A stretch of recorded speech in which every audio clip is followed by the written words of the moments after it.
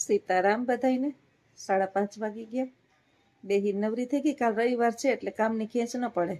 અધૂરું કામ હોય કાલ થઈ જાય. કપડાં કાયમનું રૂટીન જીવનની એક પછી એક દિવસો ચાલ્યા જાય છે.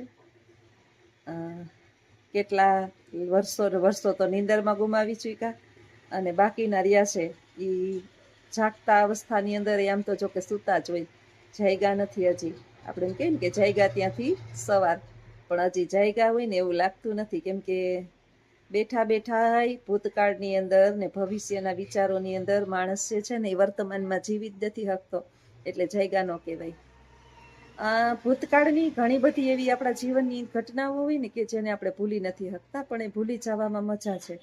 અને ભવિષ્યની ચિંતા કે અરે રે મારું શું થાય ને પછી મારું શું થાય ને મારું કોણ કરશે ને આમને તેમને. ઝાડ ઉપર બેઠેલા પક્ષીને ભગવાન પડવા ન દેતો હોય તો મનુષ્યને એના પૂરતું તો કંઈક ને કંઈક એને ગોઠવી જ રાખ્યું હોય. મને નાખી દે જિંદગીની આગમાં. ભગવાનને કહેવાનું કે મને નાખી દે જિંદગીની આગમાં, હું આગને પણ બનાવીશ બાગમાં. ઈશ્વર જે છે ને એ બહુ દયાળુ છે. ભગવાન બહુ દયાળુ છે. તમે જોજો કે તમારા ખુદના અનુભવ તમે કરજો કે સોમવારથી લઈ અને રવિવાર સુધીને ગણવાનો આ 7 દિવસ છે. સોમથી રવિ એટલે 7 દિવસ થયા આપણા 7 વાર. આ 7 વારની અંદર જે છે ને આપણે સુખની પળો ઈશ્વરે વધારે આપી હોય, દુઃખની પળો ઓછી આપી હોય. હવે પછી આપણે દૂધમાંથી પૂરા કાઢીને દુઃખ ગોતી લઈએ તો એ તો આપણી ઉપજ છે, ઈશ્વરની નથી. ઈશ્વર સુખ જ આપે છે, ઈશ્વર દુઃખ આપતો જ નથી.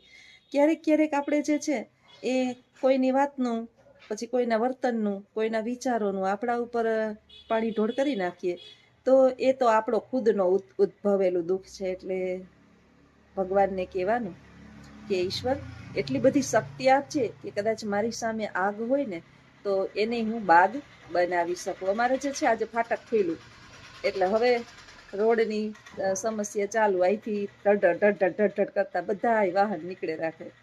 એટલે મનુષ્યને ભગવાન એટલું જ દુઃખ આપે. મનુષ્ય, જીવ જંતુ, પશુ પક્ષી, ઈશ્વર બહુ દયાળુ છે. કાલે પિતૃહવન પૂર્ણ કર્યું. સાંજે 6:30 પોણા 7 બહુ મોડું થઈ ગયું તો ઘરે આવ્યા ને બેહીને એટલા કંટાળી ગયા. થાકી જાય. આપણે કામ કરીએ ને તો ન થાકી. તમે જુઓ લગ્ન પ્રસંગની અંદર જાઓ કે ક્યાંય કોઈ પ્રસંગોપાત અથવા તો બહાર ક્યાંય પણ નીકળો તો તમે થાકી જાઓ. તો ઉલટાના જે છે એ વધારે થાય. તમે પેલા થઈ જાઓ, વધારે થાકી જાઓ. કામ કરશો ને તો એટલા નહીં થાકો. આવું જ જીવનનું છે. એટલે કામ કરતું રહેવું. અને જેટલા વધારે કામ કરીએ ને એટલા જે વિચારોનું પરિભ્રમણ આપણા મગજની અંદર ઓછું થાય. જેટલા વિચારો ઓછા આવે ને એટલી મનને શાંતિ મળે. અને આપણા વિચારો જે છે ને સાવ એમ કહીએ ને કે ઘણી વાર તો હાવ નાખી દીધા જેવા જોઈએ. કારણ વિનાના એકબીજાના ચિંતા ને ઉપાધિઓ. આપણે ઉપરથી નીચે પછડાઈએ કે નીચેથી ઉપર પછડાઈએ, જે ઘટના ઘટિત થવાની છે એ થવાની જ છે. સવારે ભગવાન શ્રી રામનો રાજ્યાભિષેક થવાનો હતો સવારે, અને રાજ્યાભિષેક તો થયો નહીં. કારણ કે રાત્રે જે છે એ કૈકેયીએ જે વચન માગેલા હતા એ દશરથને આપવા પડ્યા કૈકેયીને, અને રામને વનવાસ થયો. ધાર્યું ધણીનું થાય. ઈશ્વરની ઈચ્છા વિના પાંદડું પણ ફરકતું નથી. અને વનમાં જવા માટે ઈશ્વરને તો ખબર હતી, ભગવાન હતા એ સાક્ષાત નારાયણ. એને તો વનની અંદર અનેક ઋષિમુનિઓ, અનેક સંતો મહંતોનો ઉદ્ધાર કરવાનો હતો અને અનેક રાક્ષસોનો વધ કરવાનો હતો. ભગવાન કેવા છે એનું હું તમને આજે જણાવું. ભગવાનનું મન કેવું છે. વજ્રાત અપી કઠોરાણી મૃદુની કુસુમાત અપી લોકો હો તરાણામ ચેતાસી કોનું વિજ્ઞાતું મરહતી. જો આપણે સંસ્કૃત આવડતું નથી, બાકી જો આવડતું હોય ને તો બહુ ભવ્ય મજા આવી જાય. તો થોડું ઘણું આપણે શીખીએ ને તો. કાલે હું હવનમાં ગઈ ને ત્યારે મને એ જ વિચાર આવતી હતી કે પેલા જે બ્રાહ્મણ જે છે ને એ મોબાઈલની અંદરથી બધી એણે વિધિ કરી. બ્રાહ્મણે 90% તો એ મોબાઈલમાંથી જોઈને બોલતો હતો શ્લોક. હવે મેં વિચાર આવ્યો કે હાડું હું બ્રાહ્મણ નથી, નહીં તારા બધા શ્લોક હમણાં એમને બોલવા માંડું. ઘણું બધું આપણને આવડે, ઘણું બધું આવડે. થોડુંક આમાં વધારે ધ્યાન આપીએ ને 5 દિવસ જો હવનમાં મને લઈ જઈને પિતૃ કાર્ય તો મારે આ વ્યવસાય છોડી અને એ ધંધો કરી દઉં ને જોરશોરમાં હાલે. કારણ કે ભારતની અંદર જે છે ને, આપણા ભારતની અંદર તમને બુદ્ધિ હોવી જોઈએ, કમાતા આવડતું હોવી જોઈએ. કાલે માતાજી હે ને રોંડે કથા હે તમારા બપોર અહીંયા જમવાની હે. હા હા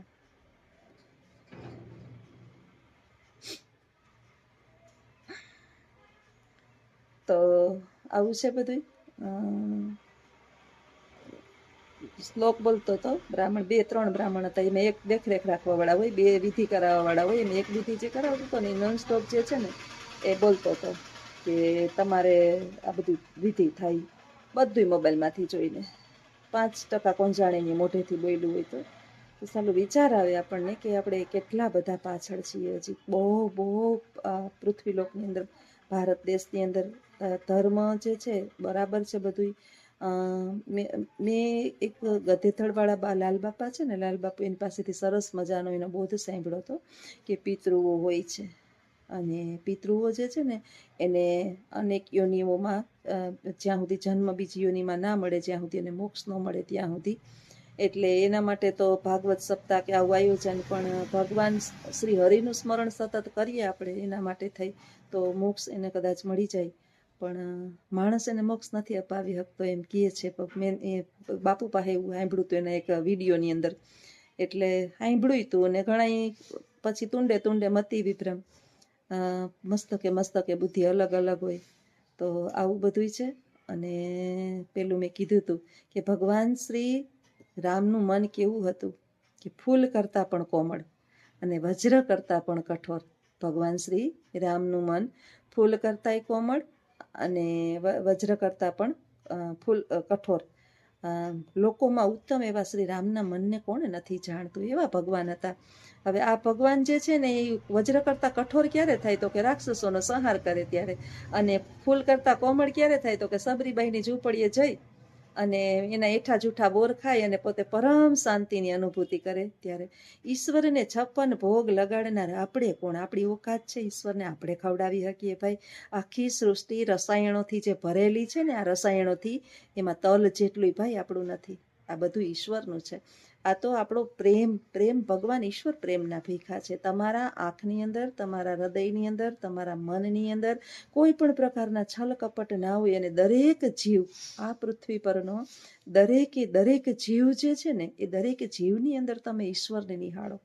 પશુ, પક્ષી, જીવ, જંતુ, માનવ, બધાની અંદર આપણી સામે દાનવ આવી જાય ને તો દાનવની અંદર છે તો ઈશ્વર જ. એની વૃત્તિ એની એવી કરી નાખી છે ના, કર્મો કરીને એની અંદર છે તો ઈશ્વર જ. બધા ઈશ્વરના સંતાનો છે. અને આપણે ક્યાં શોધી રહ્યા છીએ ઈશ્વરને આ 21મી સદીની અંદર? તો આવું બધું છે. મારા વિચારો તો આવા છે. દરેકના વિચારો ઉપર, આપણા વિચારો કોઈ ઉપર થોપાય નહીં, કોઈની લાગણીને આપણે દુભાવાય પણ નહીં. પણ ક્યાંક ને ક્યાંક સાલું ડંખે ખરી અંદર કે ભગવાનને આપણે ઓળખી શકતા નથી. ભગવાન આપણી સામે હોય છે. તમે જુઓ કે એક દિવસ તમે એક કૂતરાને રોટલી નાખશો, તમને એમ થાય કૂતરાની વાત તો ભેગી આવે ને આવે જ. અમારા ખુદના અનુભવ છે. એની આંખની અંદરનો તમે પ્રેમ જોજો. આ તો જે કરતા હોય ને એને ખબર હોય. ગાયને તમે કાયમ નિત્ય જે છે ને એ રોટલી દેજો, એ ગાયની આંખમાંથી ટપક ટપક ટપક આંસુડા પડતા હોય. એક વખત ગાયને જે છે ને, એક બ્રહ્મર્ષિએ પૂછ્યું, ગુરુએ પૂછ્યું કે હે ગાય, તારી અંદર તો 33 કોટી દેવતાનો વાસ છે, અને એક રોટલીના બટકા માટે અને એઠા જૂઠા એઠવાડા માટે થઈ અને તું ઘેરે ઘેરે માથું ઠપકારવા જાશ, આગરિયા ઠપકારવા જાશ. ત્યારે ગાયને વાચા આવી અને અચાનક જ ગાયના મનની અંદરથી એનો જે વિચાર હતો ને એ નીકળો અને એણે એમ કીધું કે હે દેવર્ષિ, સાંભળો તમે, હું જે છે ને રોટલીના બટકા માટે નથી જાતી, પણ મહાભારતનું યુદ્ધ થયું ને ત્યારે એ મહાભારતના યુદ્ધની હું સાક્ષી છું.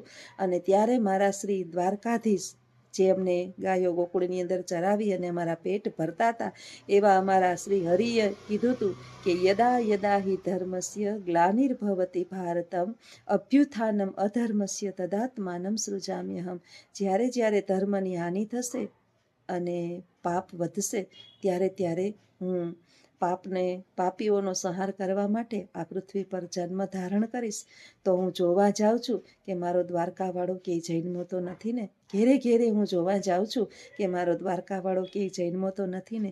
એટલા માટે હું જે છે ને એ ઘેરે ઘેરે માથા પછાડી અને ઠપકારી અને જોવા જાઉં છું કે અમારા આ આંખમાંથી જે છે ને બધાયના આંખમાંથી આંસુ આવે ને એ આંસુ સફેદ નીર જેવા હોય છે. ત્યારે ગાયની આંખમાંથી અત્યારે તમે આંસુ પડે ને જોજો કાળા આંસુ હોય છે. બહુ ગાય દુઃખી છે, પીડિત છે, અને એટલી બધી પીડિત છે કે એની વ્યથા જે છે એ આપણી પાસે વ્યક્ત કરી શકતી નથી. 2 મણ ખાઈ અને 1 ટક પોતાનું પેટ ભરનાર ગાયને અત્યારે 2 કોળિયા મળતા નથી. તો એની ભૂખની વેદના કેવી હશે એ તો એ જ જાણી શકે. આપણે 1 ટક 11 રહ્યા હોય અને ફરાળ ન કરીએ તો આપણા પેટની અંદર વડકા ભરાતા હોય કે જલ્દી ખાઈ લઈએ, જલ્દી ખાઈ લઈએ, તો 2 મણ જે ખાઈ જનાર છે એને 2 કોળિયા ન મળતા હોય, 2 પૂરા ન મળતા હોય, તો એની વેદના તો એ જાણતી હોય. એટલે એ એના ઈશ્વરને ગોતે છે ચારેય બાજુ. એટલો ગાયનો વાચા આવી અને એને જવાબ આપ્યો. તો ત્યારે ખરેખર ઋષિને વિચાર થઈ ગયો કે સાચી વાત છે, અમે ગોતીએ છીએ કે અખિલ બ્રહ્માંડનો સ્વામી ક્યારે અવતરે અને ક્યારે ફરીથી પાછા દરેક વ્યક્તિઓ જે છે એ પ્રકૃતિ પ્રેમી બને. પ્રકૃતિ પ્રેમી બનીએ, પ્રકૃતિની અંદર ઈશ્વરને શોધીએ. પ્રકૃતિમાં જ ઈશ્વર સમાયેલો છે અને દરેક રસાયણ જે છે ઈશ્વરે બનાવેલું, ભરપૂર બનાવેલું છે, અને જીવનના બધા જ રસાસ્વાદ પણ પ્રકૃતિમાં જ છે. તો આવા વિચારો સાથે અહીંયા વિડીયો પૂર્ણ કરું છું. આવજો. સીતારામ.